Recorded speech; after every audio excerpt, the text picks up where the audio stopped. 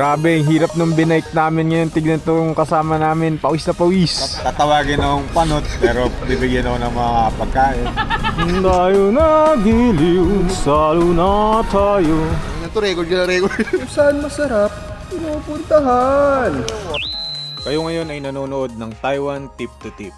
Isang bagong bike touring series na naman ng mga bugoy na bikers outside the Philippine Islands. Ngayong season na to, samahan nyo kami magbike mula sa pinakailalim hanggang sa pinaka-norte ng Taiwan. Kaya tutok lang kayo weekly every Monday, 7pm para makasama kayo sa bike touring adventures namin. Okay?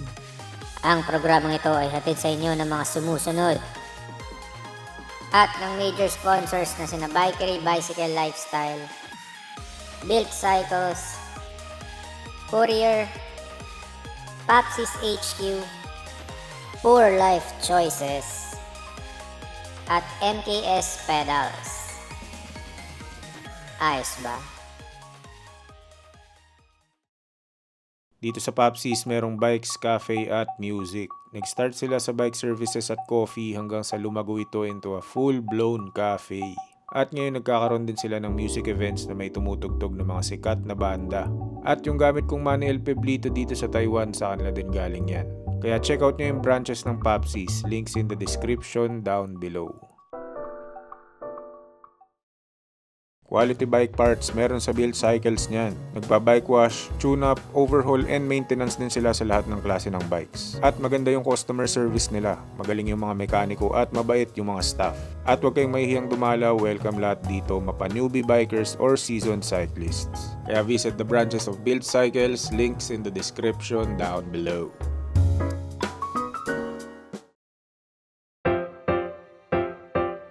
Welcome sa episode 6 ng Taiwan Tip to Tip. Last episode ay nasanay na din tayo sa pamamasyal ng nakabike dito sa Taiwan. Umiiwas na tayo sa mga habang highway para maka-experience ng mas maganda at mas exciting na ruta. Wow, ganda! Ngayong episode na to ay kakain naman tayo sa pinipilahang kainan. Ito na yung dinayo namin na pagkalayo-layo. Titikim ng affogato sa kakaibang kapihan na nahanap ni Gilson. Boom! Sarap. At aabot na tayo sa hotel natin dito sa Doliu, kung saan maglalaba tayo at kakain ng shabu-shabu. Shabu-shabu ang basa doon, shabu-shabu. Pero bago ang masasayang pangyayari na yan, panoorin nyo muna akong magdusa. Kaya kung excited na kayo makita akong umiyak, sit back, relax, watch the show. At let's go mga pangyaw.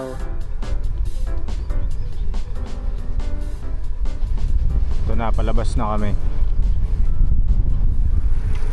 Nandito pa rin kami sa susukal na kalsadang walang dumadaan ng mga tao at sasakyan. Ito yung mga ruta ni Kumuti. Kaya talagang mahal na mahal ko yan si Kumuti.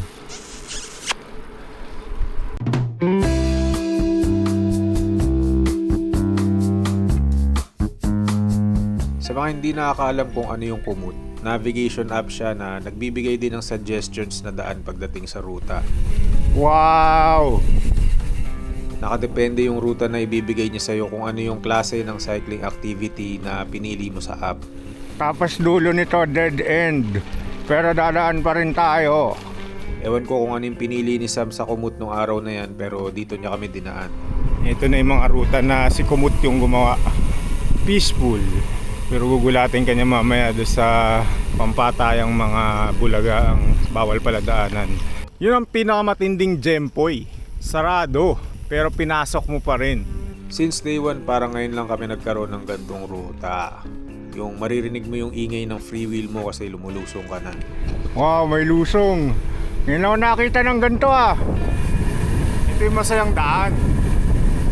At medyo nakakaramdam na ulit ako ng kati sa dibdib dahil sa mga ahon.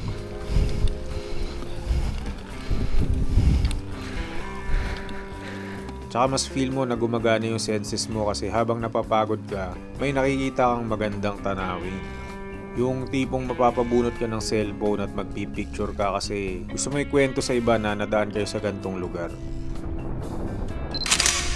Ang galing. Kanina pa namin binubutas yung mga palayan. I guess mas long cut. Pero mas masaya eh. Kesa dun sa dire-diretso ka lang na highway.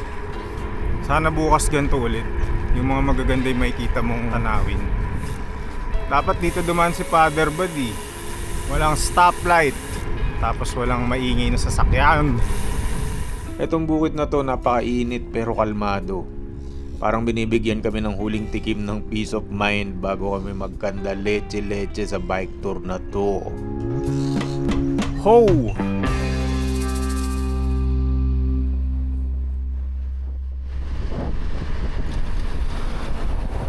Dahan-dahan, unti-unti tayong pumapasok sa Chiayi. Ayan na, Chiayi! Oh, Chiayi na. Pag pumasok ka dito.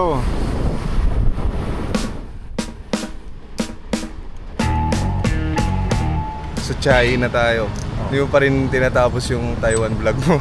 Oo nga, no. Nakarating ka na ulit. Natabunan na eh. Ma-upload din yun pa, huwag ka mag-alala. Sa buong araw, ang kinain lang ata namin ay yung libreng breakfast sa hotel at yung Canary Melon. Kaya sabi ni tour leader Budol Buddy ay magla-lunch break daw muna kami. At meron na siyang pagkain in mind na gustong tikman na dito lang daw sa Chiayi makikita. Ano yung pupuntahan natin? Nakita ko vlog na Pinoy.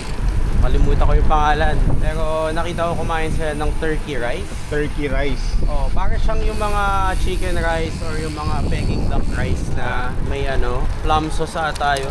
Pero nakita ko sa review chicken rice yung mga in-order ng mga tao. Chicken rice, hindi yung turkey. Baka pang Thanksgiving yung turkey. Well, known siya talaga for turkey rice eh. Or baka mali lang yung translation. Baka duck lang talaga yun. Di ba dun din yung mura hair transplant? Turkey. Oo, bagay ka dun. Nunahan ko na si Pau. Alam ko, sasabihin din niya yun. Etong Chiayi, based sa impressions ko sa kanya nung unang punta namin sa Taiwan, malayo siya sa itsura ng Taipei. Malayo din siya sa itsura ng Kaohsiung. Hindi lang yung itsura yung kapansin-pansin sa kanya eh. Pati yung vibe ng lugar. Wow, ano na to? Etong part na to ng Chiayi yung patunay na mukha siyang Pilipinas.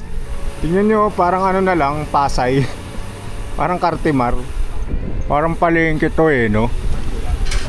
Parang sinasabi ng subconscious mo na nasa Pilipinas ka pa rin.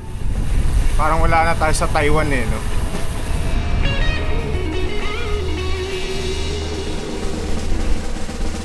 Uy.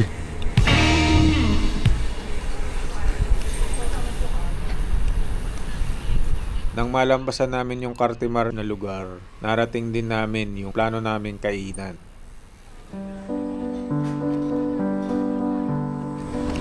Dito na kami. Sa may Heping Road. Magkahaba ba ng pila? Saan natin iiwan yung bike? Kaya lang dahil sa sikat tong lugar na to, nadatnan namin siya na may mahabang pila. Kung saan masarap, pinupuntahan. Daming uto-uto. Sana tayo doon. Pogi, 100. Basa pa to ah. Lahat ng pera natin basa. Sa'yo lang. Nag-decide kami na i-take out na lang yung pagkain kasi super haba talaga nung pila nung araw na yan. Walang pila-pila. Ano lang, tabaw lang. Prinaso mo ata yun eh. Take out na lang kami kasi mahirap pag may bike. Pero gusto ko ma-feel yung dine-in experience. Baka masarap yung mga condiments. Baka may mga free na something na for dine-in customers. Wait, paano natin bubuhatin yun? Yun lang. Yan din yung isa sa problema ng bike packing. Kailangan alam mo kung paano mo dadalhin yung mga bagay-bagay na may dalang bike. Buti na lang si Gilson, dalawa yung Swift Industries Zeitgeist bag niya. Isa sa harap, isa sa likod. At yung nasa likod walang laman. Pwedeng gawing compartment. May estribo pala yung bike ni Gilson eh. Parang trunk ng kotse. So, ang nangyari, nag-take out kami, tapos kakainin namin sa isang park. Kasi pag doon kami kumain, walang magbabantay ng bike. Baka ilagay kami sa second floor, paano na yung bike? Dami pa naman naming dala. So ang plano namin ay maghanap ng park para makaupo man lang kami habang kumakain. Dahil nga mukhang Pilipinas lang tong Chiayi, mukha ding parke sa Pilipinas yung napili namin kainan. 1, 2, 3, 4, 5. Pau, pabuhat nga nito, lagay mo dyan. Akala ko gagawin talaga.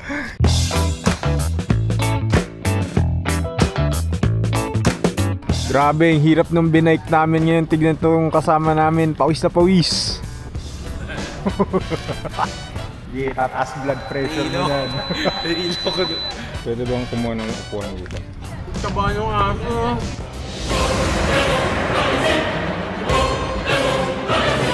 Ito na, titikman na natin yung turkey rice na pinipilahan sa takilya.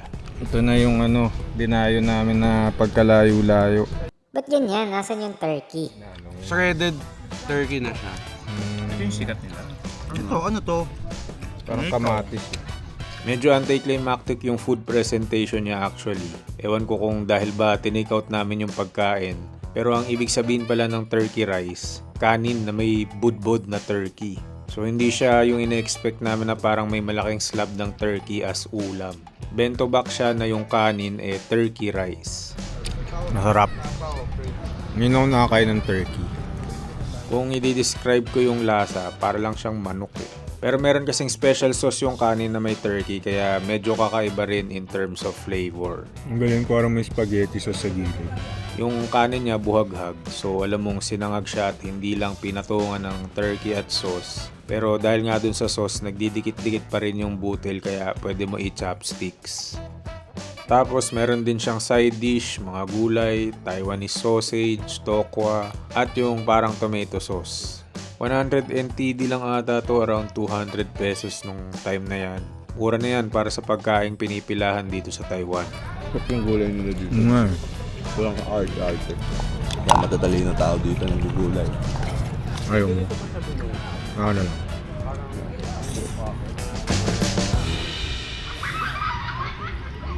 Busog.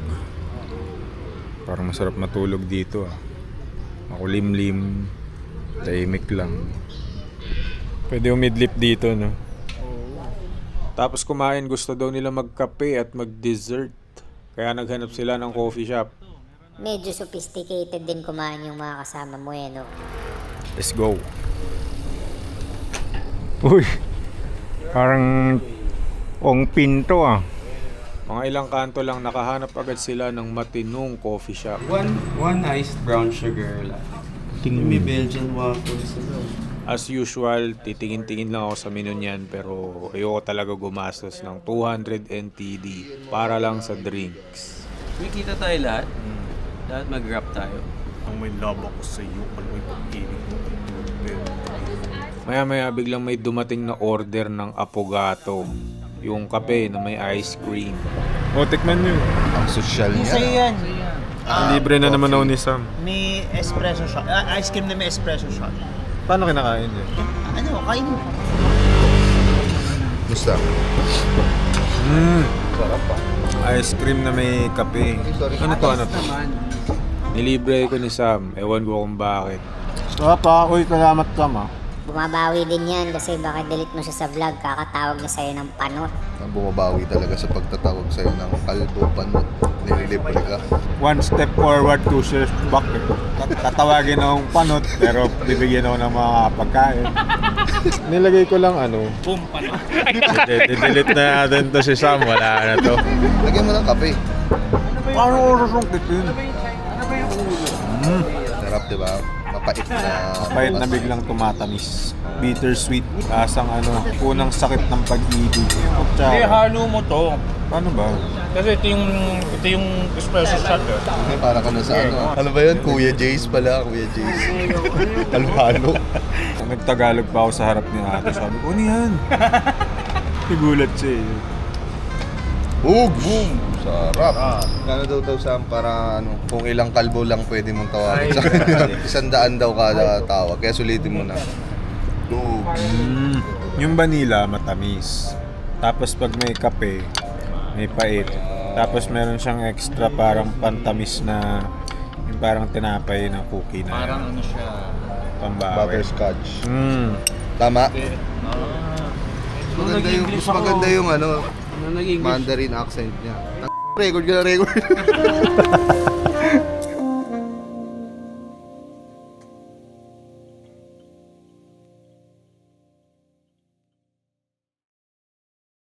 初めての日本バイクツアーでは MKS ガマを使っていました。長野の山道から東京の街中までこのペダルと一緒に走りました。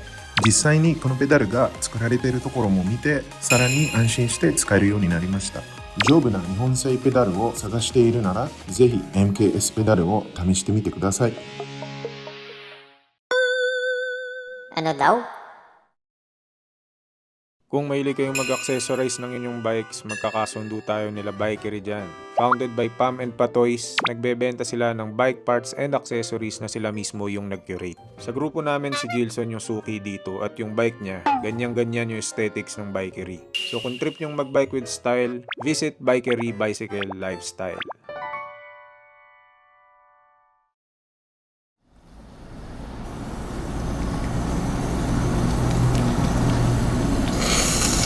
Uy, grabe. Patient zero. Pwede ba maghilamos dito? Pwede. Bakit hindi? Parang pumupogi ako kapag tumatagal ah. Parang lang. Ano ba yan? Nilapos o ligo? Ganun maligo ang kalbo.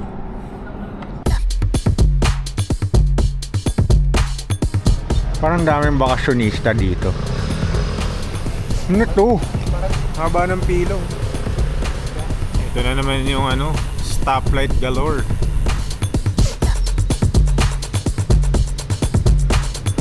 May building kasi Ponpon dito sa Taiwan. Ponpon, Alarpon, Diampon. Nandito tayo sa outskirts ng city. Based sa itsura ng lugar, papalabas na kami sa busy na parte ng syudad. Nakalabas na kami ng city area ng Chai. Dito na kami banda sa may highway. Lakas ng hangin at ang daming sasakyan. Ha? Up talaga? Overpass daw ng bike yun. Wala tayo niyan. Hataw na. Huwag kang mapagod. Lahat gumagalaw. Basta. Hataw na. Hindi kami gaya ni Gary B na gawa sa pure energy. Kaya napapagod din kami. Lalo na kung dire-diretsong kalsada lang yung sinusundan namin. Pagod na ang mga pungyo. Ano na mga pungyo? Uwi na lang to, Pangyo. What about you, pungyo number 2? Pagod na ako, Pangyo. Ikaw, pungyo number 3. Hindi ka na pinansin, Pangyo. Ang pinaka-efficient na way pag ganito na malakas yung hangin is magtrangkuhan kayo or drafting. Ito yung magkakabuntot kayo para hindi nyo kailangan tangkihin lahat ng hangin sa harap. So para kayong tren, yung nasa harap yung sasalo ng lahat ng hangin. Tapos magpapalit-palitan na lang kayo nung nasa harap para hindi lang siya yung napapagod.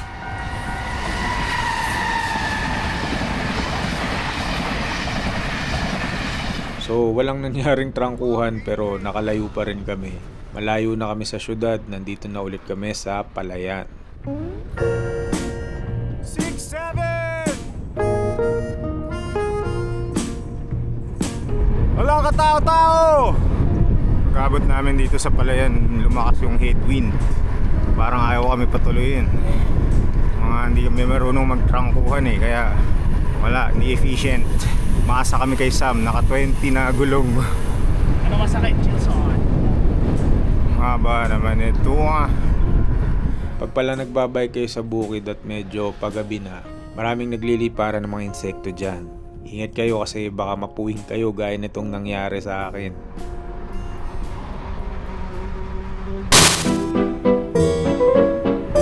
Puwing pa ako.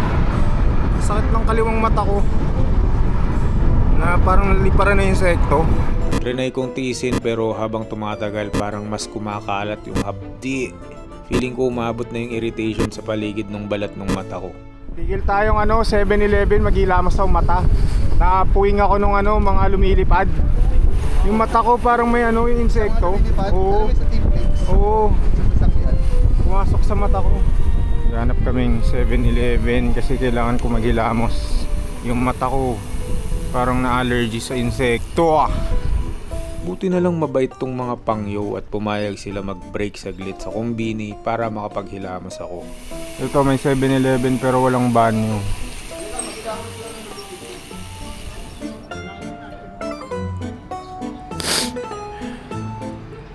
Ayun may lumabas.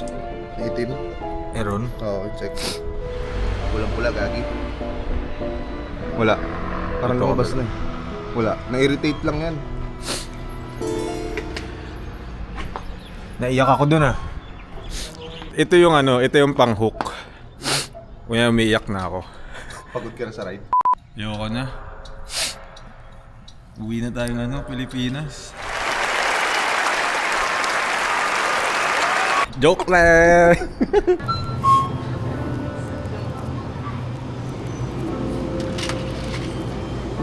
Kumain na kayo? Yeah, sa'yo. Napuwing ako doon sa insekto. Namula nga. Maong nagdubi oh. Lumilipad na naman ang isip. Namamagana yung mata ko.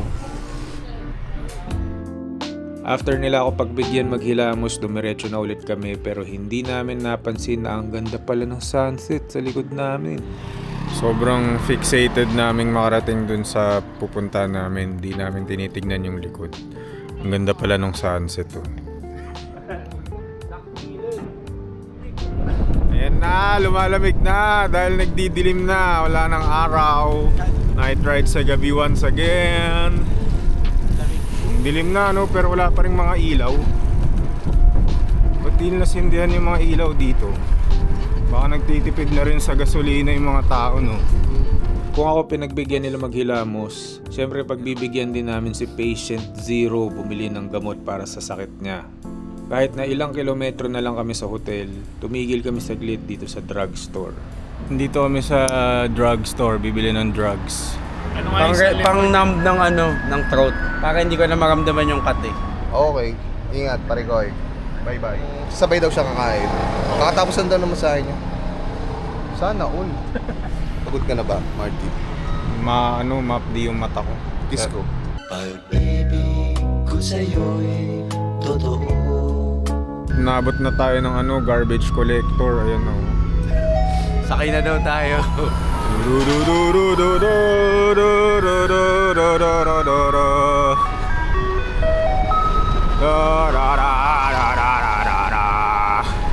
Wow! Lantern Festival. Oh, sabi sa inyo worth it to eh. Tayo na giliw, salo na tayo. Meron na tayong tinapay at keso. Di ba ay may pulis. At bukas ay araw ng Pasko. At bago tayo abutan ng Pasko, natapos din natin ang ride for today. Yay! Ito na. It's time to check in. Kain tayo pag... Nandito tayo ngayon sa Taishin Hotel. Ayan. Ito yung binok ni Budol Buddy para sa bahay natin dito sa Tolyo. Yun, kung saan man yun. Nasa 9th floor kami. Ang hirap iakyat ng bike. Kailangan isa-isang bikes lang per elevator kasi hindi kasya. Tapos ito, nasa tapat siya ng napakagandang rotonda. Okay, gutom na kami lahat pero ipasok muna natin yung mga bike at silipin na din natin kung ano itsura ng hotel natin dito sa Dolyu. Ito na yung kwarto namin oh. 2 double bed yung laman ng kwarto, 4 kaming kasya dito at 4 na bike din yung napagkasya namin sa loob kasi nga hindi naman madamot sa bike parking yung mga taga Taiwan. Meron din kaming balcony na may magandang view ng city. Oh. Ganda oh. May balcony kami. Gutom na ako. Parang every hour yun.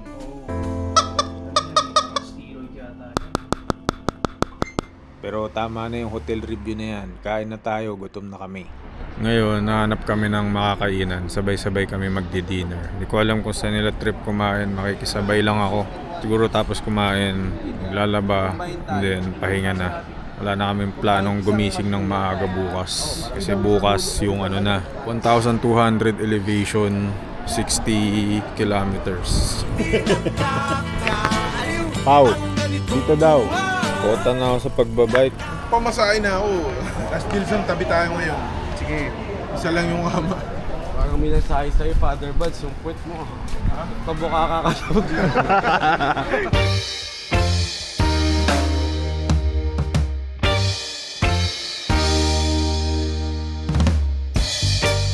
Sa sobrang daming makakainan dito sa Dolyu, hindi na namin alam kung ano yung gusto naming tikman. Ang alam lang namin, marami kaming gutom. At alam namin na bukas na kami sa Sentensyan sa Queen Stage ni Father Bud.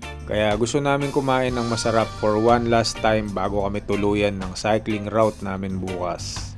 Dito namin napiling kumain sa Shabu Shabu Restaurant. Yan, yung basa mo kanina, made-demonetize tayo dun eh. Hirap umorder abroad pag di ka naintindihan. May anong ginawa nyo? Paturo? Ginawa nyo ang translator dito. That's a job. Paano yung drink libre lang? Libre lahat. Tapos may luro pa na kasama. Ano yun? Yung adobo na may kanin. Oh, libre yun? Drink, ice cream. Ano yan? Mango Slurpee. Paano kumuha nung sinasabi mo? May drawer doon, may basa. Ayun, kukuha siya. Pero yung parang adobo rice. Dito. Tongkab ang rice cooker. Ubus. Patay. May ano. Yun yung kinakain namin ni Aki eh. Ano ba to? Soba pien. Parang balat ng toko.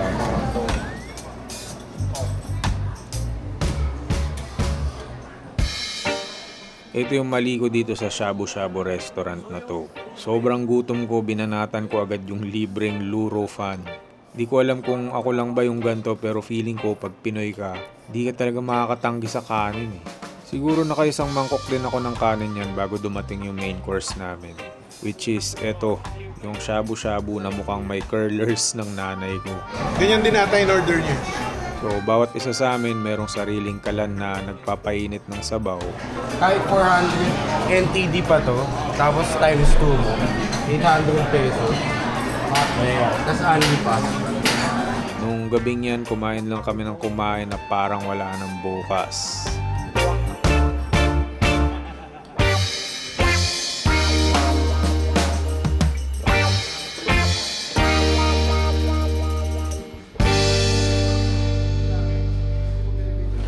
Maglalaba kami. This is essential for backpacking.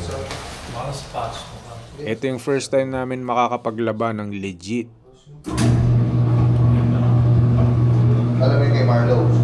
Malaking tulong yung washing machine pag nagba-bike tour kayo ng multiple days. Kasi kung may means kayo maglaba at magpatuyo ng damit, makakat down nyo yung damit na kailangan nyong dalhin sa kabuuan ng tour. Hey, stop daddy, I'm stuck.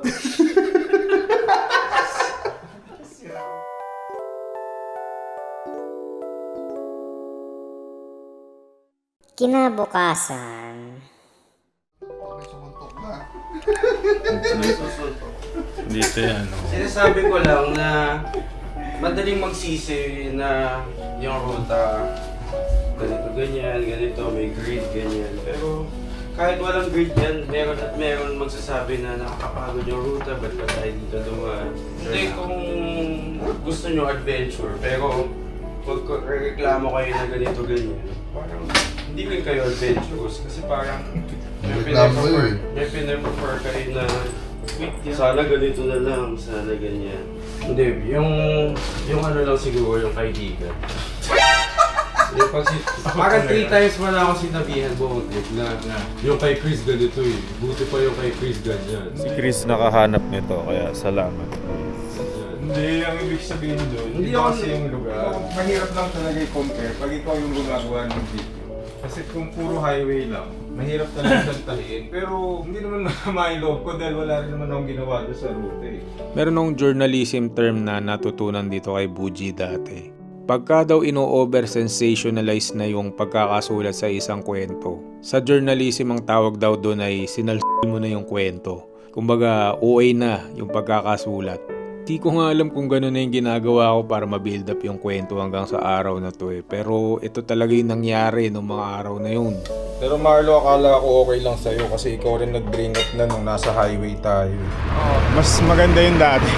Pero grabe yung araw na yan. Ako, mentally hindi din ako prepared.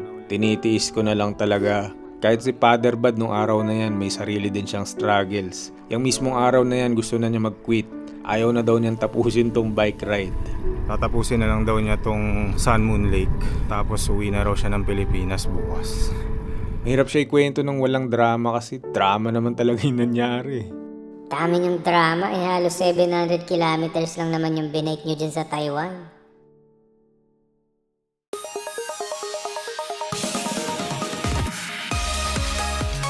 Bago nyo pa kami makitang mag-away-away, ipapakita muna namin kung gaano kalayo na ba tayo sa kabuuan ng ruta natin dito sa Taiwan.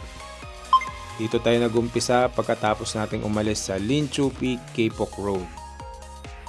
At dito tayo natapos sa hotel namin sa Dolyu. Malapit na tayong umabot sa kalahati kaya kita-kita pa rin tayo every Monday 7 PM para sa bagong episodes ng Taiwan Tip to Tip. Ako nga pala si Higad Pating at gumagawa ako ng cycling at travel videos. Kung nagustuhan nyo yung napanood nyo, pwede kayong mag-like, mag-comment at i-share tong video na to at mag-subscribe na din kayo para dumami tayo sa channel na to. At sali kayo sa Team Monday para mabalitaan namin kayo sa mga bagong videos at merch na i-release namin. Next episode, umagang-umaga pa lang, nagtatalo na kami ni Poodle Buddy. At ipapaliwanag na namin kung bakit laging nauuna si Father Bud at ano yung mga pinagdadaanan niya. Halika, Higad. Okay na. Si Marlo kanina nagre-reklamo sa amin. Hindi naman nagre-reklamo, naglalabas lang siya ng feelings niya. Di ba Marlo? Nagtatampo ka kanina. Tatapo kay Chris. Mo Chris, sa Austria ka na nga, pinapakailaman mo pa yung ride down. Wala kang drama. Wala. I'm the pacifier. Ayaw na raw niya. Choice niya yun. Kung hindi ka lang pinasok nila ganyan-ganyan, binugbog na kita eh. Sabi niya gano'n.